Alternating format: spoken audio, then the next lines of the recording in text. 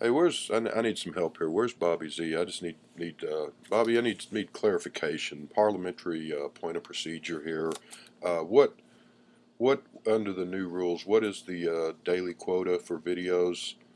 Is it one, two, four? Because I'm up to this. This makes number two here, and I wouldn't don't want to be out of line and don't want to break the rules here, and wouldn't want to be seen as a pariah. I just want to make sure that if two is okay, if not, I'll cancel this.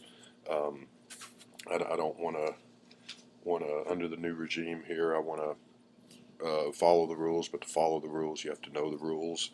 I don't want to get what's the guy, Toad Boy or SpongeBob or whatever the guy's name is there. I don't want him all worked up again and throwing a fit and coming after us. If two's okay, if it's not, I'll take it down. But I I wanted to do. I did a video that Joe had done a response video to somebody named Jesse. It was 20 Beatles questions. I just did that and put it up. But then I see my good friend Sgt Peppers13, who I just subscribed to his channel last week.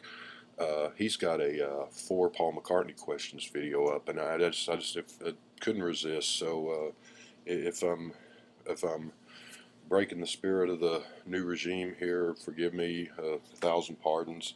But thought I would respond to Sgt Pepper 13's four Paul McCartney questions, which were see if I can remember what they were now. The first one was your favorite McCartney album. And I think it was, I don't know if it was just one favorite album or your top five. Uh, I'm going to do a top five or so. And I didn't pull them to show them. I'm just talking here tonight. Number one, Ram. Number two, be Back to the Egg. Three would be McCartney 2. Four, Tug of War. Five would be New, I think. And the next one would be, we'll do keep on going. The next one would be the Fireman Electric Arguments album,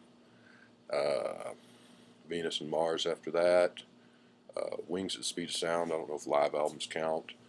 And then I could go on through the rest. There's quite a few that I don't have, but that would be my top. I think that was 7 or 8. You always get a top 5 or a top 10, so why not do a top 8 to be kind of different? Second question, what's your favorite McCartney songs, or some of your favorite McCartney songs, solo, not Beatles, of course?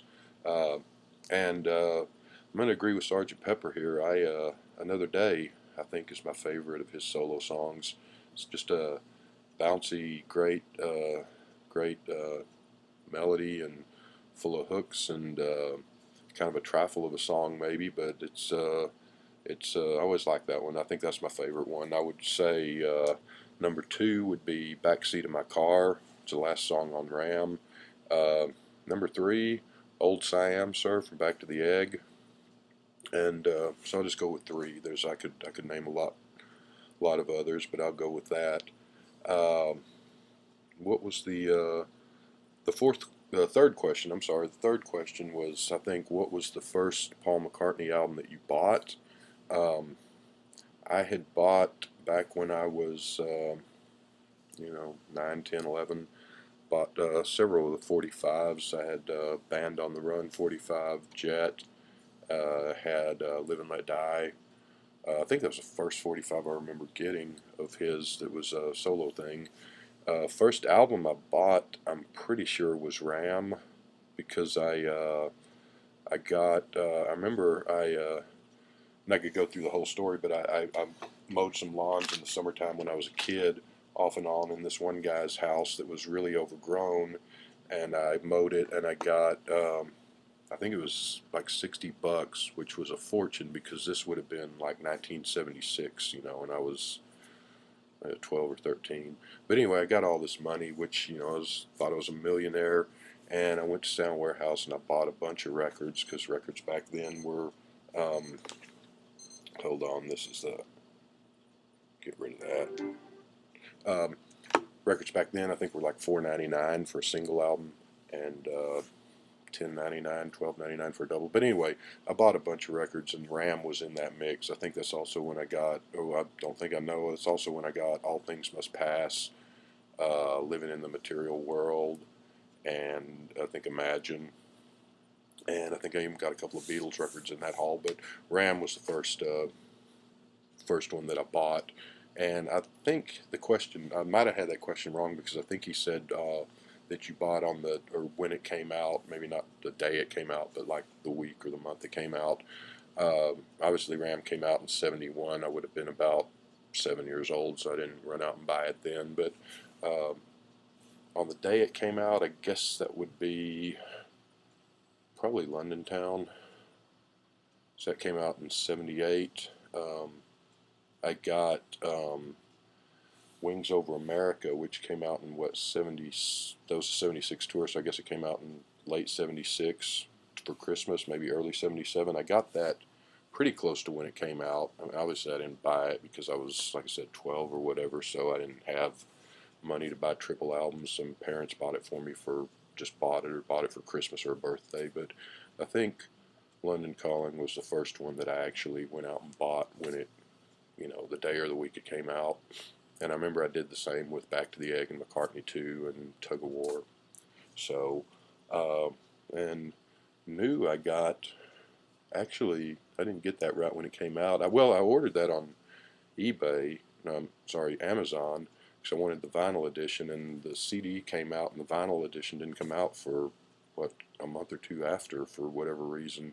So I had pre-ordered that, so I didn't get it till it had already been out a couple of months. But there's that. The fourth and final question was to show your favorite piece of McCartney memorabilia. I wish some of the stuff that I used to have, that I've sold a long time ago, that I still had, because one thing that I had that was really cool, I thought, was I don't know if anyone remembers Crawdaddy magazine. It was a rock and roll magazine that actually started before Rolling Stone. It started in 1966. Rolling Stone started in 1967.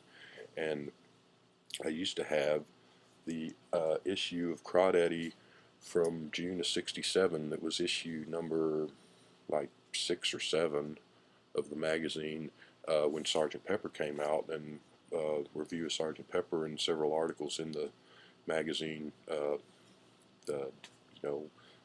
talking about the Beatles and or Sgt Pepper, and Paul McCartney was on the cover of that magazine, so that was really cool. And I sold that, unfortunately, 10, 15 years ago.